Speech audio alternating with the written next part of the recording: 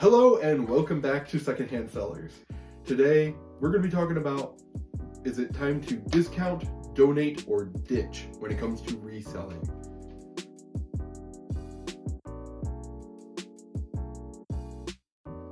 Discount, donate, or ditch is Yeah. what we're talking about. We're talking, of course, in regards to our stock, the things we've sourced over the last year, and maybe it didn't sell.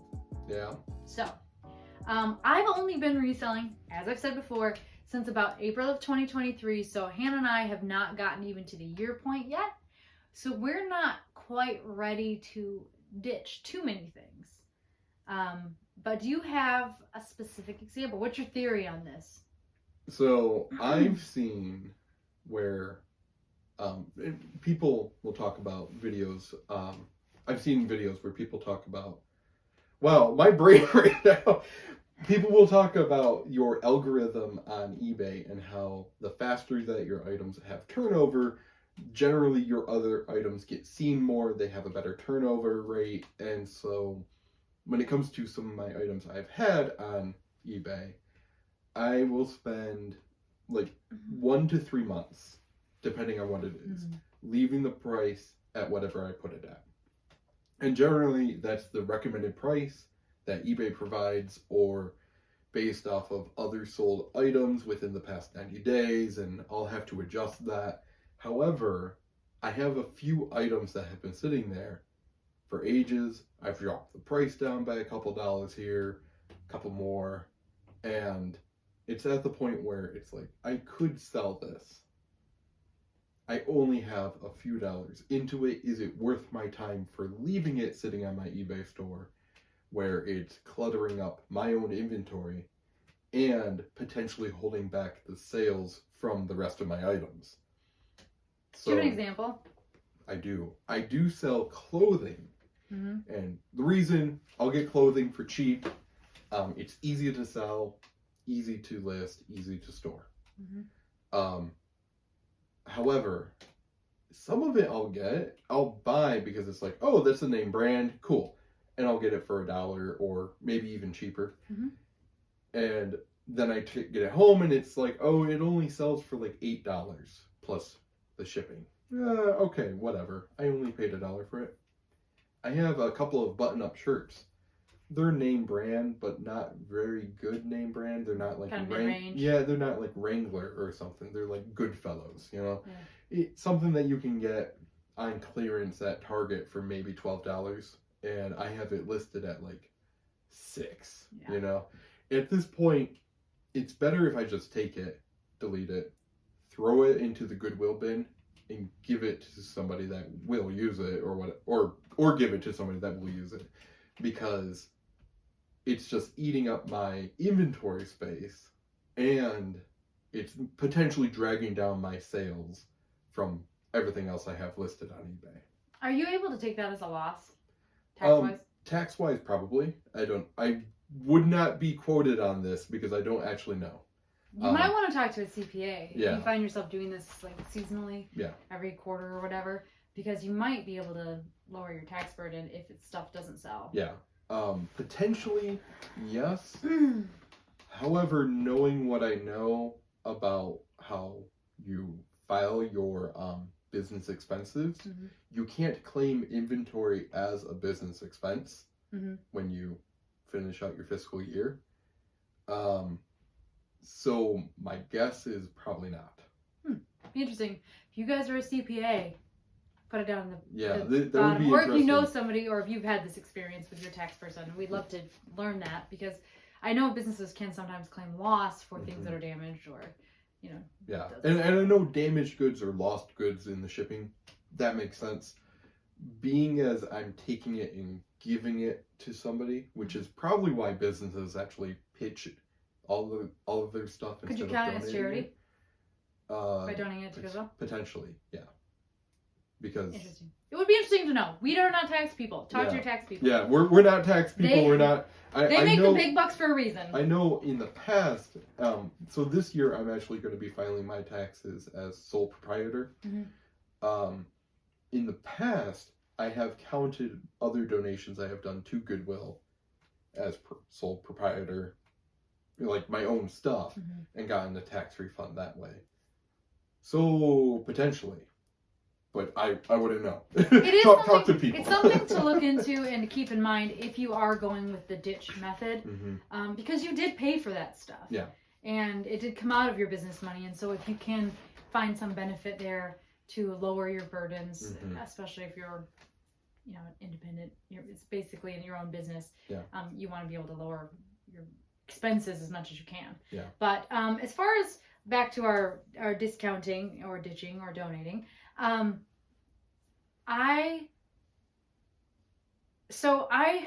have historically been a little impatient, and I will discount and maybe take, I think I've talked about this before, that my sister sometimes wants to hold out longer than I do, or she would give a less steep discount than I would, with offers and things. I think it was in our episode about taking offers.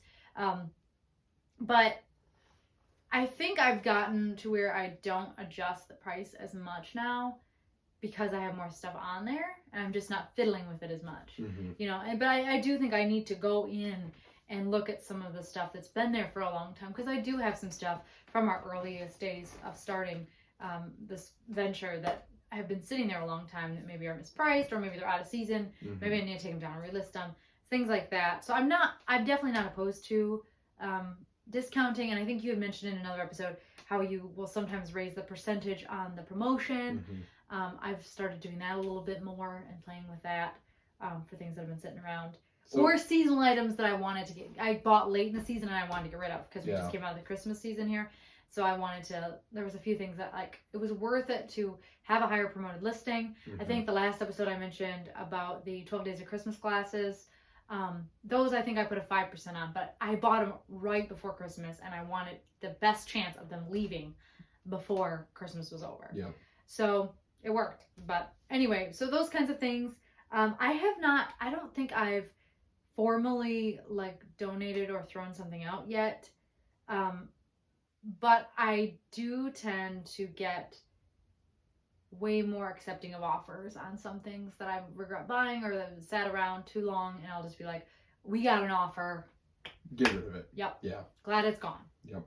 I did have something I recently had to pitch. And this is good advice. If you get something that potentially has the chance to expire, make sure you have the expiration date. I didn't know this, but the ink cartridges, the only way that you can find the expiration date is on the external boxes, or if you rip open that packaging. Like for printers? Yeah. If you rip open that plastic packaging that the ink cartridge is in, that's where the date is. I just had the ink cartridge in the plastic packaging, and it's got all the other information on it. So I listed it, and then the customer's like, when does it expire? And you're like, I have no idea. Oh, No, they did. I don't know. I didn't even think about it. And so I had to open up that packaging. Turns out it was expired. I had to message the customer being like, I'm really sorry. It's expired. It's going in the trash. So that's just something to keep in mind when you are sourcing material. And I think here's another example of that people don't think about. Soda streams. Are you familiar with soda streams? Yeah. The ones that have the plastic bottles actually have an expiration date on them. Oh. And it's because they're under a high pressure situation, and the likelihood of failure is higher as the plastic degrades as it's been exposed to all this pressure. Have I personally used them beyond the expiration date? Yeah. Without a problem yet. But if you're selling it, you want to know, does this have an expiration date on it? Usually it's printed right on the plastic bottles. That doesn't mean that the machine itself doesn't have value, or that you couldn't sell it without bottles, or find brand new plastic bottles or ones that are still within the expiration period. But if you are selling a soda stream and you have the bottles and it's expired, you should at minimum disclose that to the customer. Yeah. And at maximum, maybe you toss that component and sell it by itself. Yeah. So there are a few things that you don't always realize.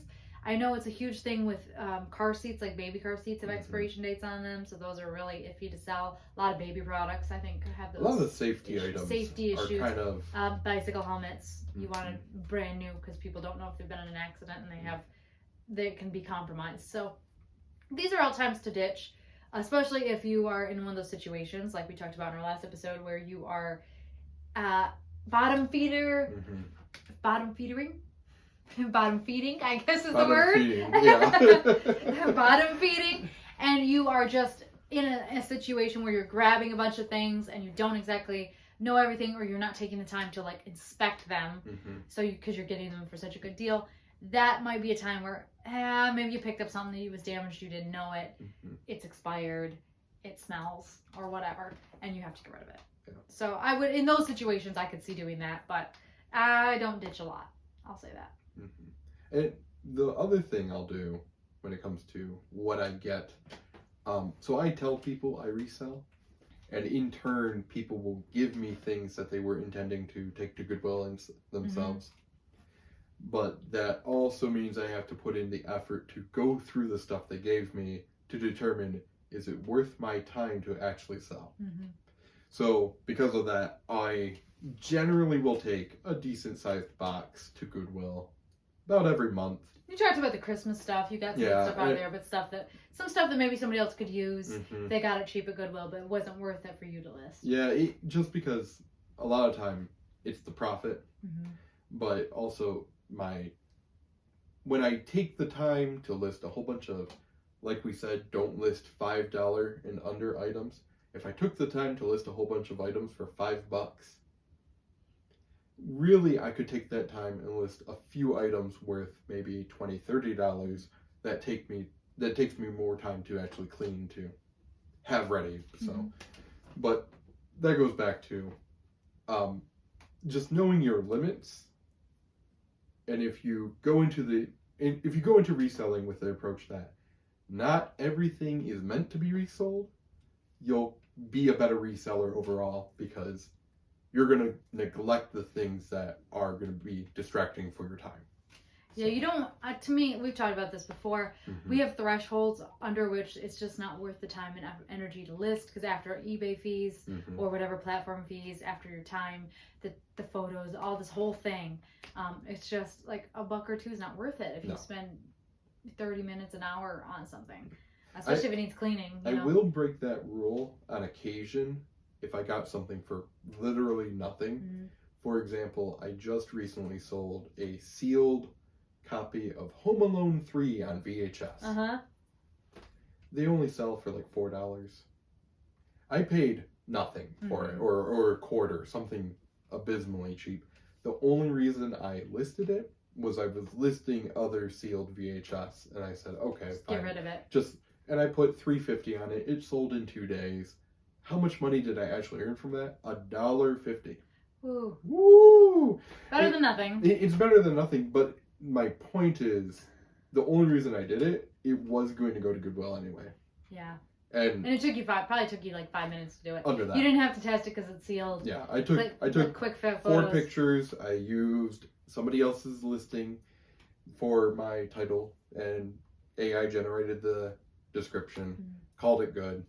It sold in 2 days. It went into a box. I think like most things in life, most rules have a caveat that where a situation in which it makes sense to break your rule, especially if you're making the rules for yourself. So, but I will say, so from that, it sold for $3.50 after my shipping fees, which does not include any of my shipping material, which I'm not factoring that because most of my shipping material I reuse, recycle. Mm-hmm. I only made like $2.05. So think about that. I had a sale. Mm-hmm. Was it really worth $2.05 for 5 minutes of time? Sure. Any other time, I probably if it needed extensive cleaning, or if you had to test it, or mm-hmm. whatever. I think too, like for me, especially in the donate portion, where I find I haven't donated a lot of the stock that we've purchased, but we talked about like getting into reselling mm-hmm. recently, and we have a whole episode about that, how you guys can start reselling in 2024 the easy and low cost way. Mm-hmm. And part of that was selling things that you have. Mm-hmm. And so, and we've sold some things that we already had in our personal collections, or just household things that we wanted to get rid of. But there was a decent amount. I recently dropped a box off at Goodwill of stuff that, like, you know, like maybe a backpack or like a small purse bag or something that just was probably not going to get enough on eBay to make it really worth our time. And we tried putting on a free group nobody wanted or whatever, and that stuff went to Goodwill, but maybe for a couple of bucks someone will pick it up at Goodwill. Those are the kinds of things that I tend to donate, things that are around our house that I just feel like are not worth reselling. Yeah. Sometimes you have to be careful, especially if you're learning.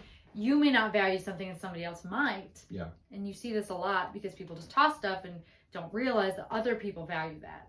But a lot of times, low clothes that are fine, but they're not great brand or they're not that great, that are wearable and usable, but just household goods that are going to be heavy and expensive to ship. Yep, or common, something that's a dime a dozen, like a plastic Rubbermaid, kitchen bowl. Even a set of that, like maybe if it's brand new, you could get something resale worth it. But if it's slightly used, good shape, too good to throw in the garbage, but you're not going to get anything on it in eBay. It's just, those are the kinds of things that I donate. Yeah. Yep. Have you had any experiences where you were going to donate something and then you said, you know what, I should look this up first?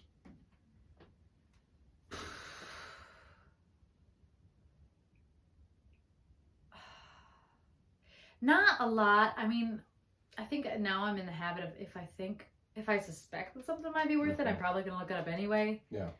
Particularly if it's something that's like a vintage item that I had for decor or something, I'll look it up. But I will say I've saved stuff. I've talked about my dad being a scrapper. I've kept him from scrapping things. He sent me, and I think he's starting to more like send photos, like show me something. Like he sent me a picture the other day of a Nordic ware. Are you familiar with Nordic ware? They make like kitchen, like pans, like baking pans and stuff. Yeah. They're They're decent quality. Nordic ware is a good brand if you see them. If you get it cheap, pick it up. But they make a lot of specialty bakeware. So this particular pan, it was like a cake pan, but it was shaped like a castle. It kind of reminded me of a sandcastle. It was in really good shape. The coating on it wasn't, all chipped up and stuff. Probably was barely used. He picked it up while he was scrapping. Somebody had tossed it. And I was like, don't scrap that. Like that, I was just like, that'll sell. And I looked it up and I sent him a comp or whatever. And so sometimes he picks up things that he doesn't automatically register as having value. And that I have like, I was like, just if you see anything like this, just let me know, like or vintage stuff. And he sometimes will just automatically, like I said, he sent me the photo, but things that he looks at and is like, he would not think of that as something that is worth selling. So more of that stuff. I'm trying to think of, I can't think of a specific situation where something of mine that I didn't already have an inkling of, but did you? So actually I did get, I talked about it in the last episode where I got that tote of Christmas stuff. I'm just going through it, and some of the stuff I was just going, I don't care. And I had a pile of these little figurines that I just wasn't worrying about because I had already looked at them. They weren't Department 56, and I figured anything else probably not worth my time. And then I said, you know what? Just for sakes, I'm going to Google Lens them.